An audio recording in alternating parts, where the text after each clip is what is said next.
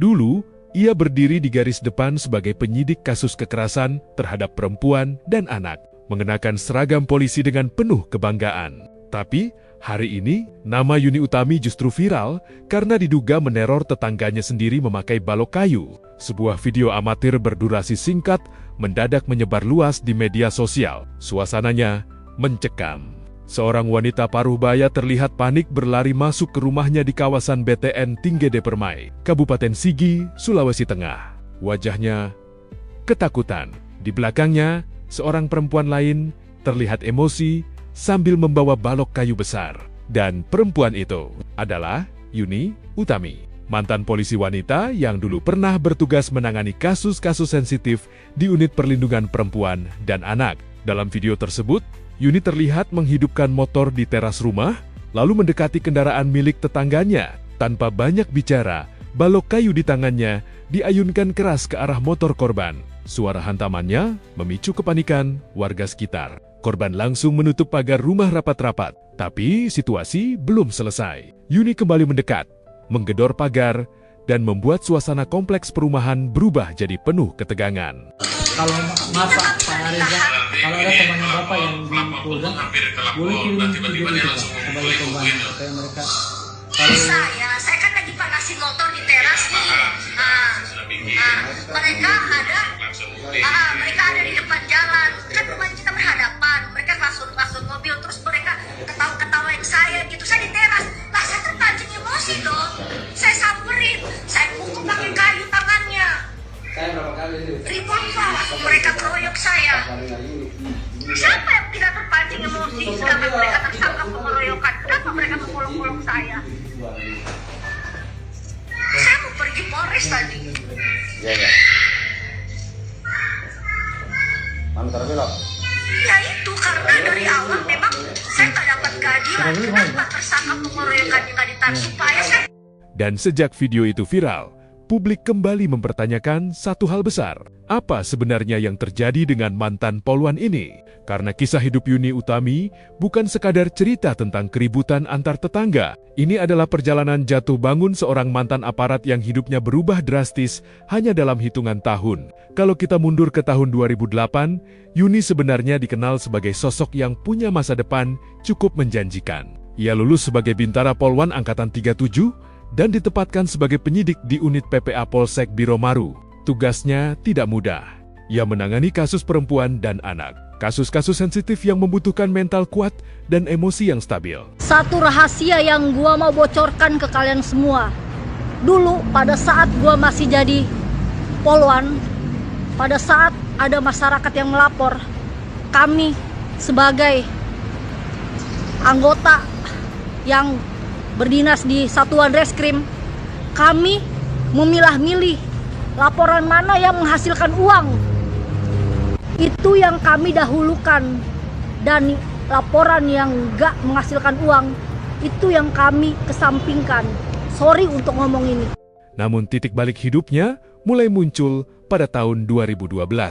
Saat itu, Yuni menangani kasus dugaan pemerkosaan. Ia disebut bersikeras agar pelaku dijerat dengan pasal berat, tapi di sisi lain, hasil visum tidak menemukan tanda kekerasan fisik pada korban. Perbedaan pandangan dengan seniornya di kepolisian akhirnya memicu konflik internal. Yuni merasa ada intervensi. Ia merasa perjuangannya ditekan. Sejak saat itu, kondisinya mulai berubah. Ia disebut mulai jarang masuk kantor, menarik diri dari lingkungan kerja, hingga akhirnya meninggalkan dinas tanpa izin dalam waktu lama. Meski sempat dimutasi ke bagian lain, Yuni menolak. Sampai akhirnya pada tahun 2014, ia resmi diberhentikan tidak dengan hormat dari institusi Polri. Dan dari sinilah semuanya berubah. Bertahun-tahun kemudian, Yuni muncul lagi. Tapi bukan sebagai polisi, melainkan sebagai konten kreator TikTok. Lewat akun media sosialnya, ia membangun narasi sendiri. Ia mengaku dirinya adalah korban konspirasi, korban ketidakadilan. Mantan polisi jujur yang disingkirkan karena menolak kompromi dalam kasus pemerkosaan. Narasi itu sempat viral. Banyak netizen bersimpati. Tidak sedikit yang percaya kalau Yuni sedang melawan sistem. Tapi pihak kepolisian punya versi berbeda. Polda Sulawesi, tengah menjelaskan bahwa kasus yang dulu ditangani Yuni sebenarnya tetap diproses hukum dan pelakunya telah divonis pengadilan. Artinya, tuduhan soal pelaku dibebaskan, dibantah secara resmi. Di titik ini, publik mulai bingung mana yang benar, mana yang hanya persepsi, dan apakah semua ini berkaitan dengan kondisi psikologis Yuni yang disebut semakin memburuk dari tahun ke tahun. Karena di media sosial, perilaku Yuni memang semakin sering menuai perhatian. Ia pernah viral saat melakukan siaran langsung sambil berendam di dalam ember demi mendapatkan gift dari penonton. Ia mengaku membutuhkan uang untuk biaya pengobatan cedera lutut akibat kecelakaan. Dalam beberapa video lain, ucapannya juga dinilai mulai tidak terarah.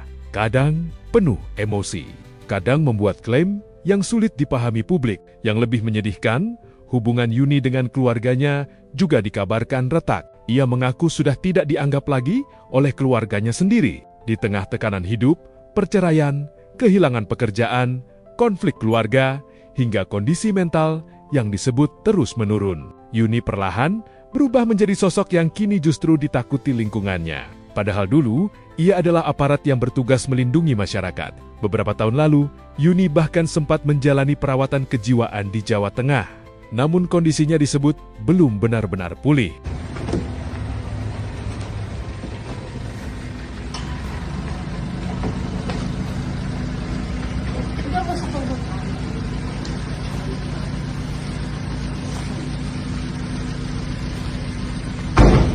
Silakan masuk, Saudara Yuni. Silakan masuk.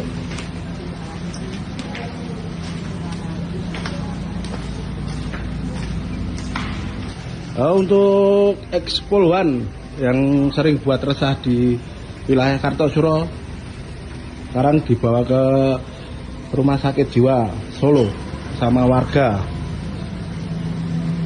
Dan kini, setelah video penyerangan tetangga itu viral, banyak warga mulai merasa resah.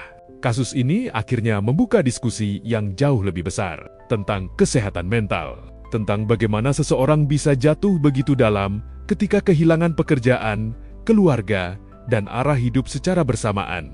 Dan juga tentang bagaimana media sosial kadang menjadi panggung bagi orang-orang yang sebenarnya sedang berjuang dengan luka batin yang tidak pernah benar-benar sembuh. Kini publik menunggu langkah aparat dan pihak terkait di Sulawesi Tengah. Karena jika tidak ditangani dengan serius, situasi seperti ini bisa kembali terulang. Kisah Yuni Utami mungkin terdengar seperti drama internet biasa, tapi di balik semua viralnya video dan kegaduhan media sosial, ada potret tragis tentang seseorang yang perlahan kehilangan kendali atas hidupnya sendiri.